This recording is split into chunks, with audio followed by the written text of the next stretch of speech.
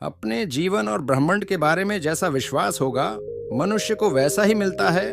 मनुष्य अगर विश्वास कर सके तो उसके लिए हर चीज संभव है।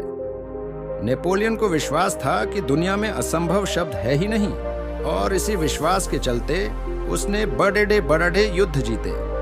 जहां पर सकारात्मक विश्वास मनुष्य को सफलता दिलाता है, वहीं पर नकारात्मक व निराशाजनक सोच मनुष्य को असफलता, संदेह व आत्मविश्वास में कमी की ओर ले जाती है। आज चारों तरफ आपाधापी व स्वार्थपरायणता ने अनेक नौजवानों को नकारात्मक सोच की तरफ अग्रसर कर दिया है। जब यह सोच ज्यादा बढ़ जाती है तो अवचेतन मन ऐसी स्थिति में उनसे आत्महत्या जैसा अपराध करा देता है। इससे यह सिद्ध होता है कि मनुष्य का अवचेतन मन शक्ति का भंडार है, जिसमें जैसा मनुष्य एकत्र करेगा उसका कई गुना वह पाएगा।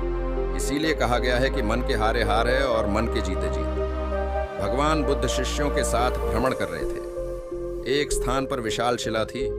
एक शिष्य ने उसे देखा और रुककर कुछ सोचने लगा। बुद्ध ने आकर पूछा, क्या हुआ वत्स, किस सोच में डूब गए? शिष्य बोला, देख रहा हूं कि यह कितनी विशाल और मजबूत शिला है। इससे बड़ा भला कौन हो सकता है जो इसको पराजित कर दे? बुद्ध ने कहा, लोहा यह काम कर सकता है। लोहे में पत्थर से कई गुना अधिक शक्ति होती है, तभी तो वह पत्थर को तोड़कर टुकड़े टुकड़े कर देता है। शिष्य ने कहा, यदि पत्थर से शक्तिशाली लोहा है तो लोहे से शक्तिशाली कौन है?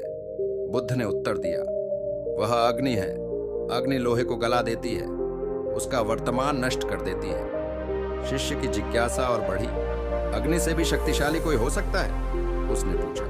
बुद्ध बोले, हाँ, क्यों नहीं। जल अग्नि के ताप को भी ठंडा कर देता है, तो इसका अर्थ है कि जल सबसे शक्तिशाली है। शिष्य ने कहा। बुद्ध बोले, नहीं, प्रबल जलधारा को भी मोड़ देने और विशाल सागर की लहरों को भी आलोड़ित कर देने की शक्ति वायु में है। इसीलिए जल से शक्तिशाली वायु है।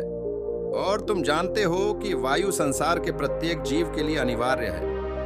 वायु ही जीवन है। शिष्य ने कहा, समझ गया, इसका मतलब है कि वायु ही सर्वश्रेष्ठ और सर्वशक्तिशाली है। बुद्ध ने कहा, नहीं वत्स, मनुष्य के मन की शक्ति सबसे बड़ी है, क्योंकि वह इस शक्ति द्वारा वायु को भी वश में कर लेता है। यदि वह मन में ठान ले तो पर्वत को भी खोदकर फेंक सकता है, नदी की धारा बदल सकता है, वायु का प्रवाह अपने अनुकूल कर सकता है।